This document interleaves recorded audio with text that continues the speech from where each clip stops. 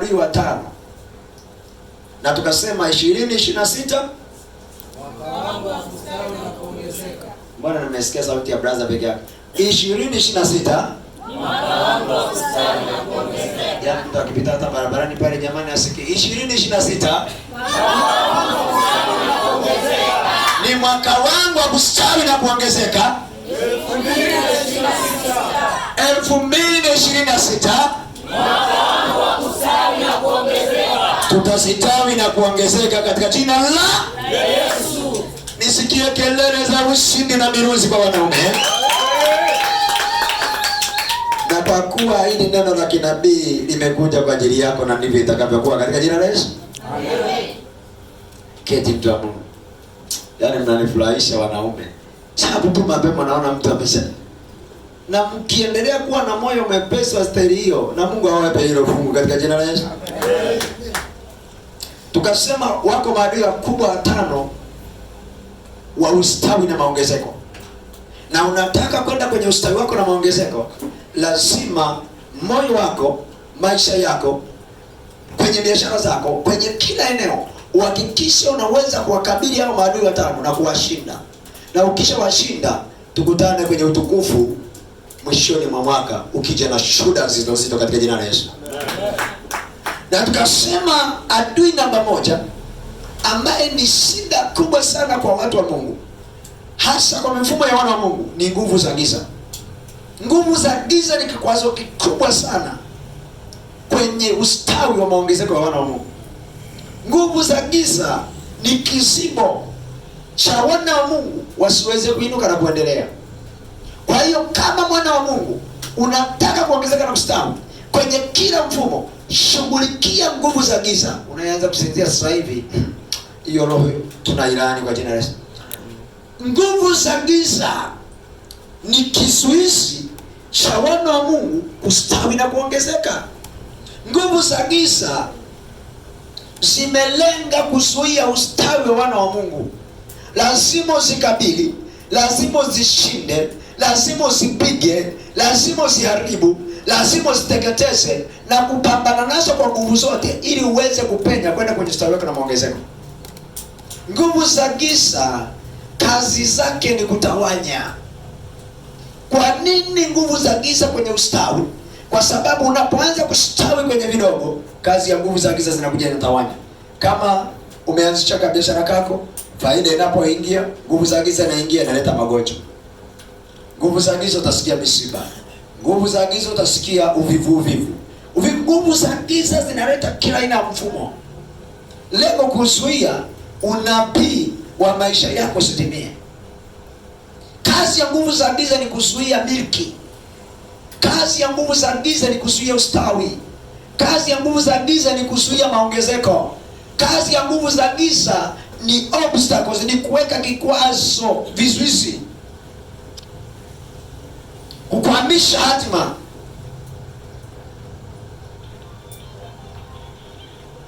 Nguvu za giza zinapinga maongezeko ya watu wa Mungu.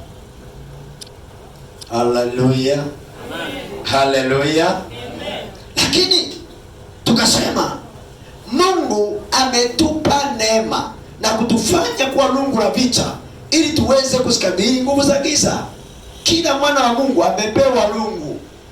Ni wewe kujiwa kulitumia lungu ili waweze kuachia. Asifiwe Yesu Kristo. Amen. Kitabu cha Yeremia 51:20. Nataka nikupitishe kwenye vipengele vichache wewe ambao kuwepo. Yeremia 51:20. Nitakusomea mimi mwenyewe kwa haraka. Yeremia 51:20. Biblia inasema hivi. Nataka nikiwa ninasoma utanifuatisha na wewe. Sema mimi ni lungu la Bwana la vita. Na silaha za vita. Kwa mimi nitavunja mataifa na kuharibu kila falme. Neno linasema hivi, wewe ulungu na silaha zangu za vita. Kwa wewe nitavunja na kwa wewe nitaharibu falme. Maana yake ni kwamba kila mwana wa Mungu aliyempokea Yesu Kristo kwa Bwana Mwokozi wa maisha yake alishafanywa kuwa rungu la vita. kukabiliana na nguvu za giza. Lungu la vita kazi yake sio kubembeleza. Kazi yake ni kupiga, ni kuharibu, ni kuvunja, ni kuteketeza kila giza, kila uchawi, kila viswisi, kila mabaya yanayoinuka kurudisha nyuma. Hebu inua mkono wako, sema mimi ni lungu langu la vita kwenye eneo langu. Hebu sema Roho wa Bwana yu juu yangu. Ninamwamuru Roho Mtakatifu na malaika wa Bwana wanaotenda kazi kwenye maisha yangu. Sema ninaharibu kila nguvu za giza zinazoinuka kuzuia usawi wangu, kuzuia maongezeko yangu. Sema kila giza fire.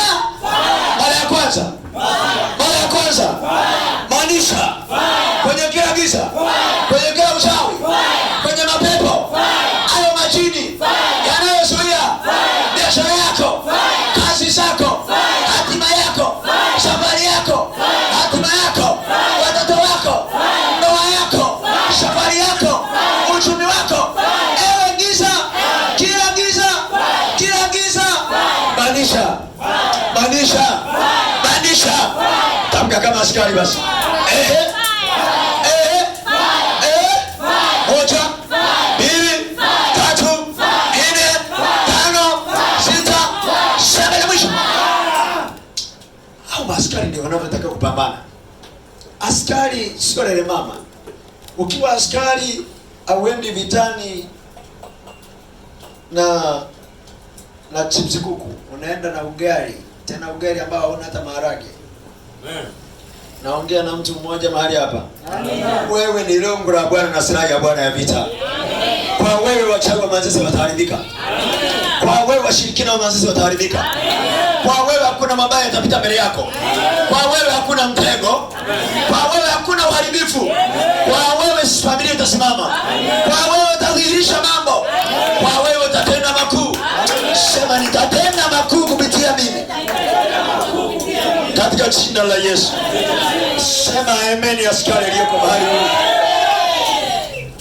Mmeanza kunifurahisha, sauti zimeanza kuja. Wewe ni silaha ya Bwana ya vita. Mganga haruhusiwi kusimama mbele yako. Tunataka kwenda kwenye maongezeko yetu na ustawi wako wetu, lazima tuwe silaha. Mtu asikutishia amevaa ilisi, mwambie ni naye mganga wa waganga ambaye ni Yesu Kristo. Hiyo ilikuwa adui namba moja. Hakikisha unakabiliana na nguvu za giza. Adui namba mbili, nikasema roho ya uvivu. Ninakubless. Nikasema the spirit, roho ya uvivu. Uvivu ni adui wa maongezeko na ustawi. Ni kweli umevikabiliana vita, lakini uvivu ni adui wa maongezeko na ustawi. Uvivu ni kizuizi au ni kikwamisha maongezeko na ustawi. Amen. Mungu amezifungua fursa zako za kiuchumi. Nenda ukafanye kazi. Sasa ukikaa nyumbani usije kusema sikukuombea wala kukutabiria. Na sadaka ulete kwa mtume hapa. Ukikamata neno la kinabii hiyo imetoka. Amina. Si utakuja kushuhudia kwamba kama nilipo yule mtumishi aliponitamkia neno ilishatendeka. Hebu mwambie mwenzako ni swala la muda tu. Tutamuona huyo mama. Kama hautapeperishwa na adui ukaondoka kanisa hili, kabla mwaka huu haujaisha, this December utakuwa na kitu kikubwa na kushuhudia kwenye madhabahu. Amen. Uvivu ni roho kamili ambayo inaambukiza kutoka generation kwenda generation. Yaani kutoka kizazi hadi kizazi. Jana niliwachekesha nikawaambia tunaenda kwenye mazingira ambayo leo tuko kwenye makanisa tunavunja roho za nini? Umeshasahau. Navunja roho ya mababu, navunja roho ya mabibi. Nikakuuliza, hivi mtoto wa Baalesa anaweza kuvunja roho ya baba yake Baalesa? Mtoto wa Mo anaweza kuvunja roho ya Mo? Mtoto wa Samia anaweza kuvunja roho ya mama yake Samia? Tunavunja babu zetu, kwa sababu hawakuonyesha kitu. Amen. Ifike mahali ukifika miaka kadhaa, yaani mtoto baada ya kusema anavunja, sema najiungamanisha na ule upako wa mama yangu, na ule upako wa baba yangu, na ule upako wa brother. Amen. Sema hala. Yeah. Hawezi kujiungamanisha if you are nothing. Nikusimulia kama mimi nimezaliwa kwenye familia ambayo tajiri ana kapikipiki. Teli za gari tulikuwa tunasikilizia, yani kitokea gari tunakimbia kuona. Kusoma kwenyewe akikukuta unasoma kwenye gebetana na mwambie unasoma kwa nani? Nyerere alishakuwa rais. Kawawa yupo pale. Sasa kama ni waziri. Hawakujua. Kwa hiyo ukimwambia habari ya elimu hawaelewi. Sasa kwa nini hizo roho nisizivunje? Na uvunja umasikini na uharibu umasikini wa familia. Sinakuwa kama wao. Amina. Kila mtoto wangu wa kwangu atasema najiungamanisha. Lazima tumaanishe ili watoto wetu wajiungamanishe baadaye. Amen. Hebu inua kidole chako hiki hapa. Inua hiki kidole mbinguni. Sema Roho Mtakatifu. Roho Mtakatifu. Siku yangu inakuja. Ninaiendea. Kwa namna yoyote ile. Lazima niwe na kitu cha kuonyesha. Sema baada ya miaka 10. Nitakuwa mtu katikati ya watu. Nitakuwa mtu katikati ya watu.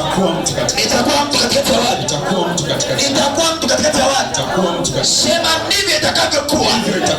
Katika jina la Yesu. Sema mimi na kama naamini. Amen. Lakini ili uwe mtu katikati ya watu miaka 10, punguza uvivu. Amen. Acha uvivu. Amen. Mama yako alikuwa anaamkaga saa 4. Na wewe usiamke saa 4, anza kuamka saa 12. Amen. Mama yako alikuwa yani biashara anayofanya ni mama ntilie. Na wewe sasa hivi unafanya hiyo mama ntilie. Anza kuigeuza mama ntilie iwe hoteli. Amen. Baba yako aliishia form 4. Walimu weupe usema nitamaliza chuo. Kuna maisha ya mama yako aliishi na ndugu zako aliishi kwenye chumba cha giza, wewe sema nitakuwa kwenye chumba cha umeme. Amen. Ndugu zako wakujenga, mimi nitajenga. Amen. Uwe na kitu ambacho kinaweza kikabreke chini ya uvivu. Uvivu haruhusiwi kumiliki kitu kwenye ulimwengu wa maongezeko na ustawi. Bidii ni kanuni ya kuongezeka. Lakini uvivu ni kanuni ya utupu. Matakwa yake mtu mvivu humfisha, na mikono yake ukataa kufanya kazi. Mithali 25 ngapi pale? 21:25. Matakwa yake mtu mvivu humfisha. Mithali 21:25. Mtu mvivu. Kuna andiko moja tumelisoma jana, ilikuwa tamu sana. Yaani mvivu anasema hivi: nje kuna simba, mvua hiyo inanyesha. Wako Dar es Salaam naogopa mvua kuliko nini?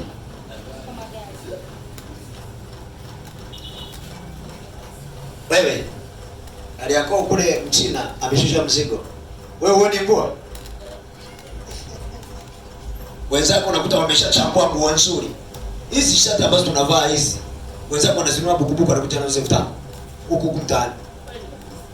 Anazinunua, anazifua, anazinyosha, anapiga, anapitisha anatolea tu marasi kwa 200 tu kufanya hivi. Ukiona imenyoka, sema hii 1500 nachukua. Kanua buku. Wewe unasema you know. Unakosa 10,000 wewe. Kuja na mashati 10 hapo kama 1500 50. Hamna ajira. Ajira zipo ila kazi ni nyingi. Amen. I'm talking with somebody. Amen. Nimekwambia hii seminar nitaongea na ufahamu na akili ya mtu. Amen. Mwenye masikio unafanyaje? Anasikia. Ambaye Roho wa Bwana anaongea na wewe. Amen. Ajira azipo ila kazi zipo. Hivi. Hebu mwambie jirani yako kama huna kazi ni wewe. Acha uvivu, kazi ni nyingi. Ninaona watu wa Manzese kwa kupendeza huko, hakuna mtu ambaye hana kazi na mvivu asipatikane humu ndani. Amen. Na wavivu tunawafungia pale wasiingie huko. Wasije wakatuambukiza kwa sababu roho ya uvivu inaambukiza. Roho ya uvivu inaambukiza ise. Huyu mzee unamwona hapa. Ananifurahisha kana anasema kuna vitu najifunza kwako. Yaani kuna vitu anajifunza kwangu. Ningekuwa mvivu angejifunza kwangu. Hamna. Kwanza ningekuwa mvivu hata asingenialika. Maana huyu alika kiwajinga naye namjua. Amen. Mtu wa bidii na kazi anaalika mtu wa kazi. Leo mimi ni mtu wa kazi, ni wanage hivi. Hivi unavyoniona mimi ni mtu wa kazi. Ndio maisha yangu. Sifanyagi jambo langu kijinga. Sifanyagi jambo langu kizembe. Sifanyagi jambo langu kwa kujihurumia. Mimi tukiwa na ujenzi au jambo lote la kanisani pale, mimi huwa ni namba moja. Nishavaa bukta. Niko kazini. Mchungaji niambia hakuna cha mchungaji hapa. Hii issue ni kazi. Pakipendeza mchungaji unasifiwa. Pakiwa babaya uvivu usipatikane kwenye nyumba yako. Amen. Roho ya uvivu usipatikane kwenye nyumba yako. Amen. Nasema uvivu usipatikane kwenye biashara yako. Amen. Uvivu usipatikane kwenye masomo yako. Amen. Uvivu usipatikane kwa wanao. Amen. Uvivu usipatikane kwenye watu ambao Mungu atakuletea watu. Amen. Unajua Mungu akuletea mtu wa kazi, unajikuta na umeanza kuwa mtu wa kazi. Kwa sababu bidii inaambukisha. Huwezi kulala mwenzako ameshafika kale yako na ndo rafiki yako. Unasema wewe bwana, kabla ya kuamka tuamshane 11 anashangaza kupigia simu. Haya vipi? Na kupitia hapo. Fei ashanunua dagaa zake mchele, yuko anauza mtaani na unauza. Yote mnaingiza pesa. Amen. I'm talking to somebody. Amen. Lazima ifike mwisho wa mwaka tunakuja na kitu kinachoitwa maongezeko na ustawi na shuhuda kubwa. Amen. Mwisho wa mwaka mtumishi wa Bwana, mimi nitabidi nikuombe tu kwa kielele. Mwishoni mwa mwezi wa 12 nije hata niwe na semina siku 2 niwaulize. Amen. Vipi maongezeko iko? Amen. Au neno hili la unabii wanangu walilishika wakalitupa. Maana kuna mbegu nyingine ziliangua kwenye nini? Kwenye miba. Nyingine kwenye mwamba. Mzee anatoa mafunuo na mbegu, lakini wenzako baadaye uipande kwenye udongo mzuri, uje na ushuhuda. Mwaka wa kwanza ulikuwa na CC nyingi, makalai. Mwaka wa pili useme kwa kweli, huu mwaka kuongezeka, naziona B+, naziona A, naziona B+, naziona A. Amen. Tuseme yes, neno la unabii limepandwa. Kama uko kwa masomo fanya kwa bidii. Uko kwa biashara fanya kwa bidii. Uko kwa hiyo, sikiliza. Hebu jiulize swali. Nikuulize. Unawaza nini yule binti aliyemwambia Naamani? Eti bwana wangu. Eti bwana wangu eti bwana wangu. Hivi unawaza nini juu ya yule binti? Unafikiri baada ya Naamani kurudi amepona, unafikiri baki kwa kawaida? Hata ningekuwa mimi ningeomba kuanzia leo, wewe sio mdada wa kazi, utakuwa yani akitoka mke wangu unayefuata ni wewe. Utakuwa msimamizi wa wafanyakazi wangu wote. Amen. Kale kadada kalikuwa na akili ya kujua kukamata neno la nabii Elisha kule. Kalikuwa kanajua kama kanisani kanakamata unabii. Kuna wengine ukisema neno la unabii, tumeshazoea, tumeshatabiriwa sana. Na huyu naye kaja eti anatabiri eti nabii. I say yani Dar es Salaam wameibuka manabii wa uongo wengi. Endelea. Katikati ya manabii wa uongo na wa kweli? Wow. Yaani kwenye uongo na ukweli? Usiumizwe na hao wajinga. Wa kweli tupo.